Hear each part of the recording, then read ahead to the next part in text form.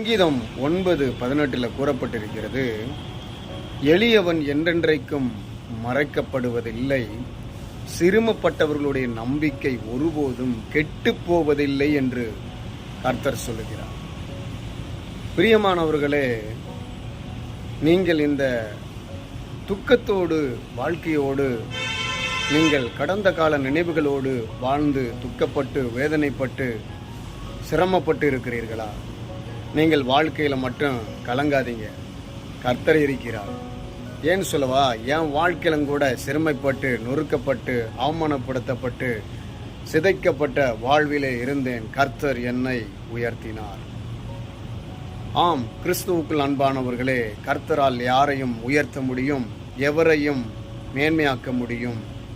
சங்கீதக்காரன் விவதமாய் அவர் சொன்ன அந்த வார்த்தையை பார்க்கும்பொழுது, எளியவன் என்றென்றைக்கும் மறக்கப்படுவதில்லை, சிறுமப்பட்டவர்களுடைய நம்பிக்கை ஒருபோதும் கெட்டுப் போவதில்லை. ஆம், பரிசுத்த ஆவியானவர் கர்த்தர் சொன்ன அந்த வார்த்தை உண்மை உள்ளதாக இருக்கிறது.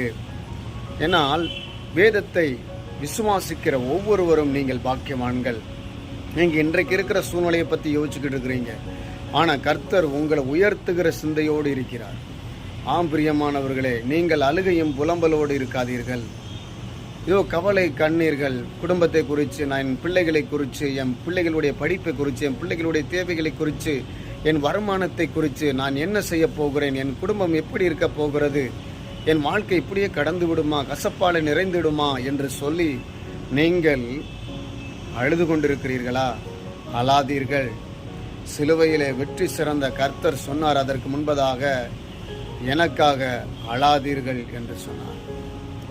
ஏன் நீங்கள் வருத்தத்தோடு ஆண்டவர்கிட்ட நான் ப்ரேயர் பண்ணுறேனே, ஆண்டவர்கிட்ட நான் அழுது புலம்புறேனே, ஆனால் கர்த்தர் உங்கள் நினைவாகத்தான் இருக்கிறார். அதனால தான் சொல்கிறார் கர்த்தர், எளியவன் என்றென்றைக்கும் மறக்கப்படுவதில்லை, சிறுமப்பட்டவர்களுடைய நம்பிக்கை ஒருபோதும் கெட்டு போவதில்லை. உங்களுடைய நம்பிக்கை ஒருபோதும் கெட்டு போகாது. உங்கள் வாழ்நாட்கள் எல்லாம் நன்மையும் கிருபையும் தொடரும். நீங்கள் இதை விசுவாசியுங்கள். நம்பும்போது உங்களுக்கு எல்லாமே கைகூடி வரும், எல்லா நன்மைகளும் உங்களுக்கு உண்டாகும். ஜோதிகளின் கடவுள் அதை உங்களுக்கு கொடுப்பார், ஜோதிகளின் இறைவன் உங்களுக்கு அதை கொடுப்பார், ஜோதிகளின் கிறிஸ்து உங்களுக்கு அதை கொடுப்பார். நீங்கள் அதை நம்புங்கள். ஏன் சொன்னால், நான் அடைந்த இந்த வாழ்க்கை என்பது கிறிஸ்துவால் எனக்கு கிடைக்கப்பட்டிருக்கு. ஏன்னா இன்றைக்கு நாம் தேவனை நாம் நம்பும்போது தான் தேவன் உங்களை பல மடங்கு ஆசீர்வதிக்கிறவராக வழி நடத்துகிறவராக காணப்படுகிறார். பெயரில் வைங்க, ஆண்டவரே, சர்வ வல்லமையுள்ள என் தேவனே, இந்த பிள்ளைகள் இந்த வசனத்தை வார்த்தையை கேட்கிற ஒவ்வொரு பிள்ளைகளையும் கர்த்தர் நீர் ஆசீர்வதிப்பீராகப்பா. ஆண்டவரே, எளியவன் என்றென்றைக்கு மறக்கப்படுவதில்லை, சிறுமைப்பட்டவர்கள் நம்பிக்கை ஒருபோது கெட்டு போவதில்லைன்னு சொன்னீங்களே, அந்த நம்பிக்கை ஒருபோது கெட்டு போகாமல் இவர்கள் கர்த்தர் என்னோடு இருக்கிறார் என்று விசுவாசிக்கிறார்கள். ஆகவே தேவனே, இவர்களை மறக்காமல் தேவரை நீர் அற்புதம் செய்வீராக, அதிசயம் செய்வீராக. மீண்டும் இவர்கள் வாழ்வில் துளிர்விட, நன்மைகளை துளிர்விடச் செய்தரலும். நன்மையும் கிருபையும் தொடர்வதா இயேசு கிறிஸ்து நாமத்தில் பிதாவே, ஆமென், ஆமென், ஆமென். கர்த்தர் உங்களை ஆசீர்வதித்தார்.